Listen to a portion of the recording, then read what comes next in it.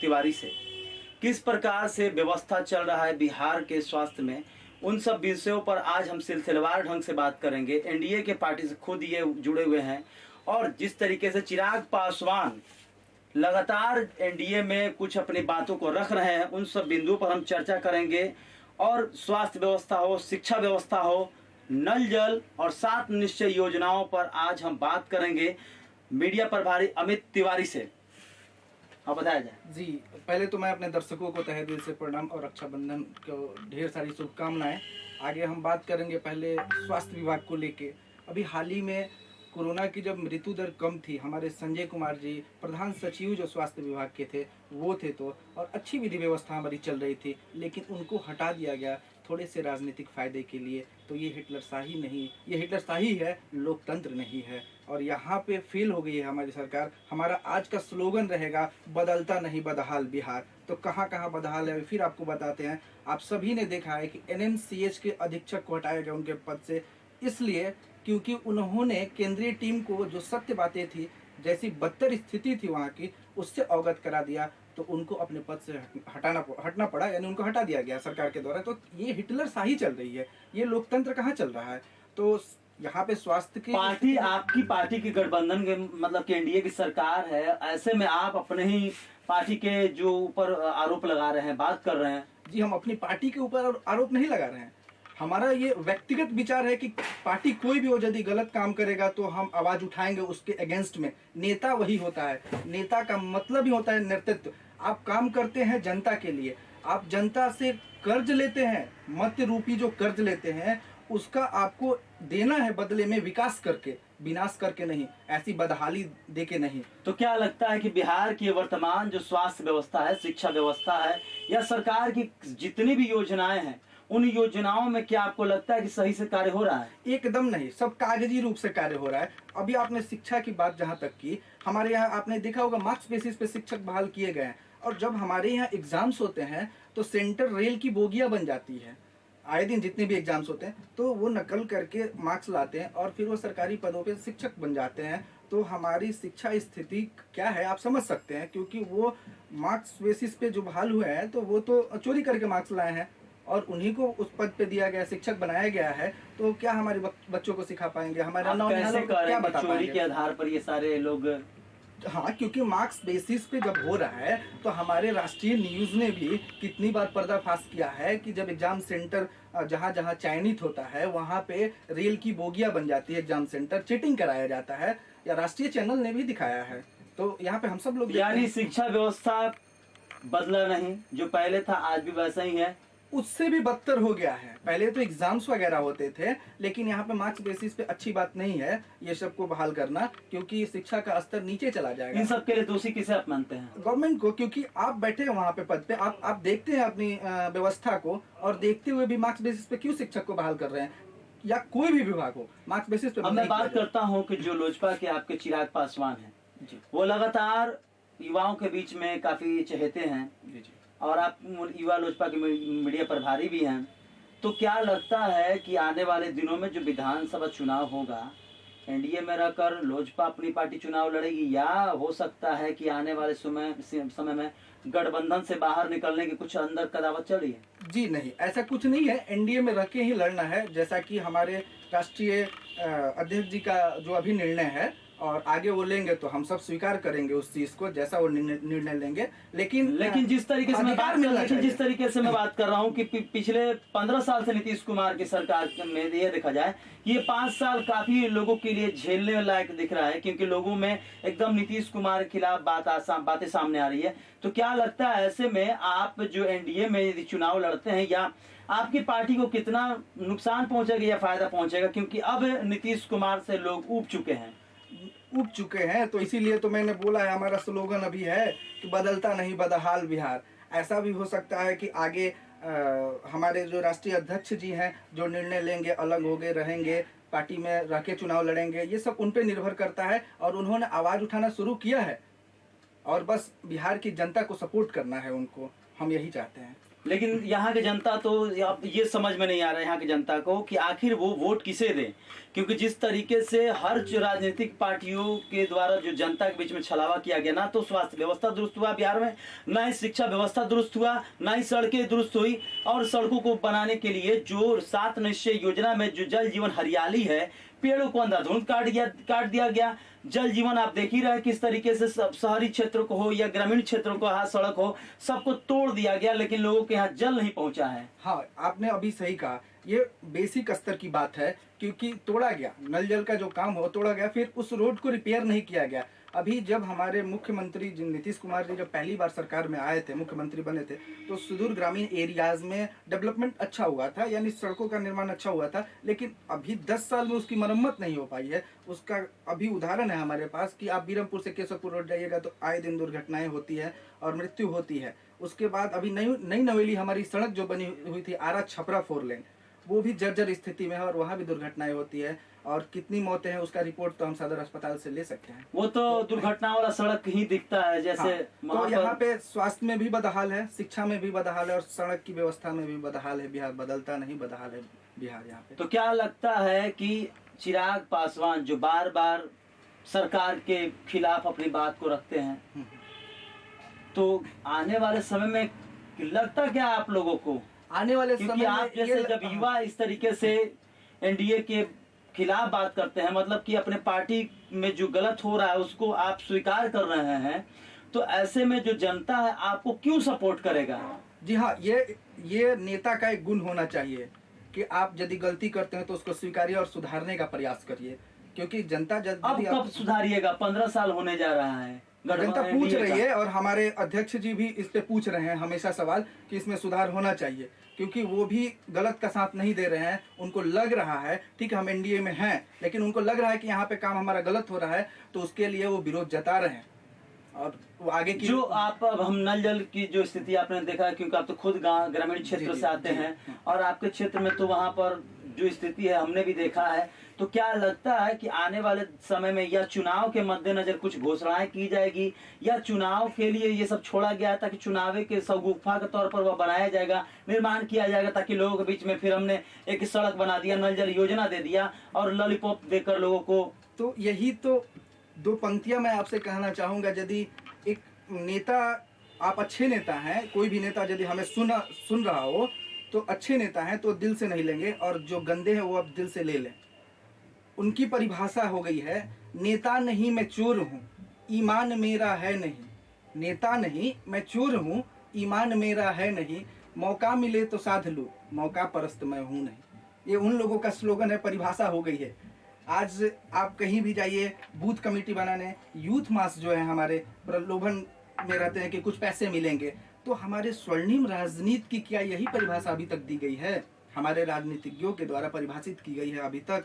आप विकास के लिए वोट लेते हैं और देते हैं शून्य विकास के नाम पे, तो ये कब तक चलेगा? नहीं चलेगा, हम देखते हैं आगे। मेरा एक और सवाल है कि बिहार की राजनीति में सबसे बड़ी बात सामने आता है वो है जातिगत।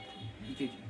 क्या जाति से ऊपर उठ के यहाँ के लोग राजनीति में दिलचस्पी लेना चाहते हैं?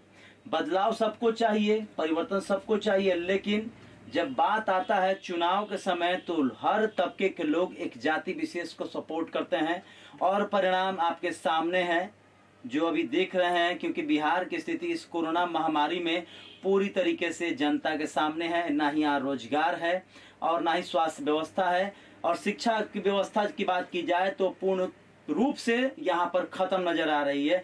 आप यहाँ के जो जितने माध्यमिक के सरकारी शिक्षा स्कूल देखेंगे, शिक्षकों की स्थिति देख रहे हैं, कॉलेजों की स्थिति देख रहे हैं, तो सबकी स्थिति के देखने के बावजूद भी लास्ट में लोग क्या करते हैं, अपना मत अपने जाति विशेष को ही देते हैं, तो जिसकी वजह से बिहार में परिवर्तन नहीं आता है। इसका मैं एक उदाहरण आपको देना चाहूंगा, और हमारे चैनल के माध्यम से जितने दर्शक रूबरू हो रहे हैं हमसे, मैं हाथ जोड़ के विनती करूंगा कि आप जात पात के नाम पे कभी वोट ना करें, क्योंकि इसका एक नमूना हम आपको दिखा रहे हैं, बता रहे हैं एग्जाम्पल के तौर पे कि अश्विनी कुमार चौबे जी सांसद हैं बक्सर से, जातिगत वोट लेके उन्होंने जीता है या फिर जैसे भी जीता हो, लेकिन उनकी सारी योजनाएं चली जाती हैं भागलपुर में। एम्स बनाना था, वहाँ पे हॉस्पिटल बनाना था, सब भागलपुर चला गया। तो ये ठीक चीज़ नहीं है। जनता जनार्दन से हम ये उम्मीद रखते हैं कि आने वाले आगामी चुनावों में वो जाति पात को छोड़ के और विकास जो करे, चाहे किसी भी वर्ग का हो, किसी भी पार्टी का हो, उसी को आप वोट करें, मेरी विनती है। आपने जो बात कहा सोनी चौबे का, तो मैं एक जिक्र कर देता हूँ। एक हमने खबर बनाया था सोनी चौबे प्रधानमंत्री ग्राम जल योजना के तहत, तो वहाँ पर वाटर ट्रीटमेंट प्लांट के लिए किसानों का बहुत बड़ा जमीन लिया गया, लेकिन आज वो जंगल के तौर पर तब्दील हो गया है और थोड़े से स्लैब ढाल कर छोड़ दिया गया। मतलब 1 अरबों का वहाँ ये प्रोजेक्ट था, लेकिन कोई काम नहीं हुआ। ऐसे ही आप देख रहे हैं कि लगातार हमारे यहाँ क्या राजनीतिक नेता अपने स्वार्थ के लिए राजनीति करना चाहते हैं या जनता के हित के लिए? नहीं नहीं, अपने स्वार्थ के लिए, क्योंकि अरबों की यदि आप वहाँ पे इन्वेस्टमेंट करने जा रहे हैं तो उससे लाभ होता है हमारे किसानों को, लेकिन आपने तो वो पैसा तो आवंटन करवाया ही होगा, तभी तो आपका काम वहाँ पे शुरू हुआ, लेकिन आपने उस काम को रोक दिया। अब क्यों रोका, ये एक शगुफा छोड़ा गया होगा आगामी चुनाव के लिए। लेकिन अब धीरे धीरे शिक्षा व्यवस्था जो है, सरकारी शिक्षण संस्थान तो बदहाल ही है, लेकिन लोग समझ रहे हैं इस चीज को कि हम जातिगत वोट से बचेंगे। और कहाँ समझ रहे हैं, कहाँ समझते हैं लोग? एक वार्ड का चुनाव होता है तो लोग उसमें भी वो देखते हैं अपने विशेष व्यक्ति विशेष। तो इसके लिए हम यूथ को कम से कम मिलके काम करना पड़ेगा इस पे। और हम चाहेंगे कि हमारे चैनल के जो भी आप लोग भी हैं, आप पत्रकार वगैरह, रिपोर्टर वगैरह, सम्मान करते हैं आप लोगों का, और आप लोग भी इसको बढ़ावा दीजिए कि जातिगत वोट को रोका जाए और विकास के नाम पे वोट दिया जाए। अभी आप देख लीजिए हमारे यहाँ के सांसद महोदय जी हैं, पिछली बार बाढ़ का, मैं बहुत चीज़ों को रिकॉर्ड करके रखता हूँ अपने दिमाग में, बाढ़ का इन्होंने समीक्षा कब किया था, जब बाढ़ चली गई थी तब। उसके बाद इनका कोई उस पर राय आया, कोई बेनिफिट्स हमारे जो बाढ़ पीड़ित लोग थे उनको नहीं मिला इनके थ्रू। उसके बाद बिजली की व्यवस्था चरमरा गई। ऊर्जा मंत्री हैं, बोले थे 24/7 हम बिजली देंगे, 24/7 मैं बिजली दूंगा पूरे भारत में। अरे आपके संसदीय क्षेत्र में बदहाल है स्थिति बिजली की, यहाँ तक कि मनमाने ढंग से बिल भेजा जाता है और दफ्तरों के चक्कर काटते रहते हैं उपभोक्ता। मैंने खुद चक्कर काटा है एक उपभोक्ता को लेकर डीएम साहब के यहाँ, और डीएम साहब भी क्या करते हैं कि सुविधा सेल में भेज देते हैं, जो कि दुविधा सेल मालूम पड़ता है, और कोई काम नहीं होता है। उसके बाद उनका काम कराने के लिए मैंने आरटीआई किया, तब जाके 3 महीने बाद उनका काम हो पाया, बिजली बिल का करेक्शन हो पाया, उनका बिजली भी काट दिया गया। ये 3 महीना जो बिजली काटा गया, इसकी भरपाई कौन करेगा? चोरी और सीना चोरी दोनों। तो आपका ये संसदीय क्षेत्र है, ऊर्जा मंत्री हैं आप जी, आप वोट लेने के बाद कभी आते हैं, गली गली घूमते हैं, किसी से पूछते हैं कि आपकी क्या समस्या है? आप कर्जदार हैं न मतों का, इस जनता के मत के कर्जदार हैं, तो आपको पूछना चाहिए। जीत के दिल्ली चले गए, बस हो गया, यही आपका काम था? गलत चीज है और गलत बर्ताव किया जाता है। हमारे साथ एसडीओ सर जो हैं कोइलवर के बिजली विभाग के, उन्होंने गलत बर्ताव किया। हमारे पास ऑडियो का रिकॉर्डिंग है, हमारे पास सब है। तो ये है युवा लोजपा की मीडिया प्रभारी, जो अपने सरकार में गलत हो रहा है उस बातों को ये बेबाक अंदाज में रख रहे हैं। यदि हर पार्टी के जो लोग हैं अपनी पार्टी की कमियों को जनता के बीच में लाएंगे, तब लोग आपके ऊपर विश्वास करेंगे कि आपकी कमियों को दिखलाया जाएगा, तभी आप उस विकास को कर पाएंगे। लेकिन ऐसा होता दिखाई नहीं देता है। लोजपा अपनी पार्टी को जिस तरीके से चिराग पासवान के नेतृत्व में लगातार प्रचार प्रसार हो, या सुशांत सिंह के मामले हो, कई बड़े बड़े मामले हों, उस पर जिस तरीके से जो चिराग पासवान ने अपनी बातों को रखा है, वो अमित तिवारी में भी देखने को मिल रहा है कि अपने पार्टी के जो भी नेता उनकी बातों को तो माना ही जा रहा है, साथ ही जो कमी है उसे सुधार करने का भी ये मन बना चुके हैं। अंतिम सवाल रखेंगे कि यहाँ के युवाओं को आप किस तरीके से संदेश देंगे, जिस तरीके से जाति पाति की राजनीति हो, शिक्षा व्यवस्था की हो या छात्र नेताओं की हो, क्या कहेंगे? जी, ये अहम मुद्दा है। और मैं अपने यूथ मास को अभी भी, मैं डोर टू डोर जा रहा था, लेकिन कोरोना महामारी को लेके मैं थोड़ा सा स्टॉप कर दिया मैंने इस काम को। लेकिन मैंने एक अभियान छेड़ दिया है बड़ाड़ा विधानसभा में कि जो विकास करेगा उसी को वोट करिएगा, जो पैसा का प्रलोभन दे उसे जूते मार के। हमारे युवा में इतनी साहस होना चाहिए कि वहाँ से भगाए, चाहे वो किसी भी पार्टी का हो और किसी भी दल का हो। जातिगत वोट नहीं करना है। हमने हमेशा बोला बच्चों को कि मैं जब तक जिंदा रहूँगा, मैं पार्टी में रहूँ या ना रहूँ, लेकिन आपको, जब मैं एक गरीब परिवार से बिलोंग करता हूँ और किसी भी तरह से 10वीं पास करने के बाद हम लोग दौड़ने लगते हैं अपना नौकरी के चक्कर में, 4th ग्रेड नहीं, वो सेना में जाने के लिए, सॉरी। तो उसके बाद शिक्षा भी चाहिए, तो वहाँ पे उनके लिए पैसे नहीं रहते हैं। तो हमने वादा किया है कि प्रलोभन नहीं, वादा किया है कि कोरोना खत्म हो जाएगा और पूरे बड़हड़ा विधानसभा को हो सके जितने भी पुअर कैंडिडेट्स होंगे, जो भी हमारे बच्चे होंगे, इकोनॉमिकल कंडीशन जिनकी ठीक नहीं होगी, उनको मैं फ्री शिक्षा का व्यवस्था कराऊंगा, चाहे कहीं से कराऊं, मैं अपने माध्यम से करवाऊंगा। और मेरा वादा है, ये प्रलोभन नहीं है, क्योंकि मैं जब तक जिंदा रहूंगा तब तक मैंने बोला है, तब तक ये काम करूंगा। और सारे यूथ को मैं यही बोलता हूं कि यदि कोई नेता आपके पास आए और आपके शिक्षा की बात करे तो उसको वोट दीजिएगा, लेकिन न करे उसको सीधे भगाइएगा। यदि प्रलोभन की बात करे तो हम एक और बात कहना चाहते हैं, प्रखंड अध्यक्ष बनाए जाते हैं, जिला अध्यक्ष बनाए जाते हैं, क्यों जिला और प्रखंडों में अपनी पार्टियां कोचिंग सेंटर क्यों नहीं खोलती है, जहां पे कंपटीशन की तैयारी करने वाले बच्चे वहां पे फ्री में पढ़ पाए? बस जनता का शोषण करना है।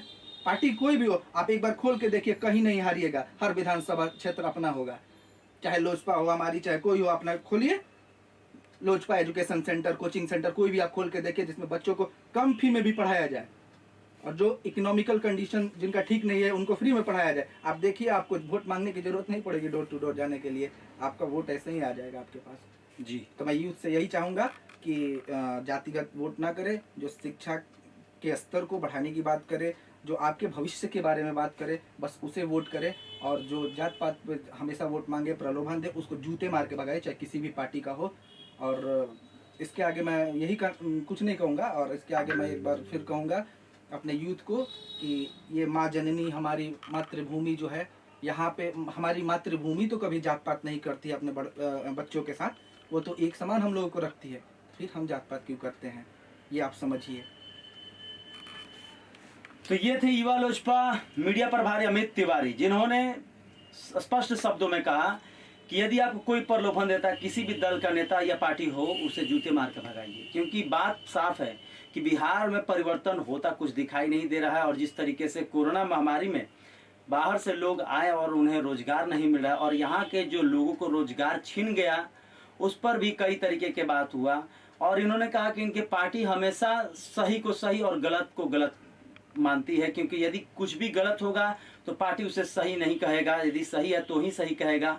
और यूथ के लिए इन्होंने कहा कि जिस तरीके से लगातार हमारे यूथ आज के समय में विषयांतर जा रहे हैं, उनके लिए यदि राजनीतिक पार्टियां जिस तरीके से कार्यालय खोलती है, कई तरह की चीजें खोलती है, तो क्यों ना राजनीतिक पार्टियां अपने यहाँ खुद के नाम से शिक्षण संस्थान खोले, ताकि उन बच्चों को जो कम फी में हो या निःशुल्क शिक्षा दिया जाए, झंडा ढोने वाले लोगों को ना बनाया जाए। और लगातार आज के समय में जिस तरीके से बिहार में परिवर्तन की बयार चल रही है, ये तो देखना दिलचस्प होगा आगामी विधानसभा चुनाव में, यदि बिहार में चुनाव होता है तो, क्योंकि सभी राजनीतिक पार्टियां अपने आप को मजबूत और सबसे अच्छा, सबसे बेहतर साबित करने में लगी हुई है।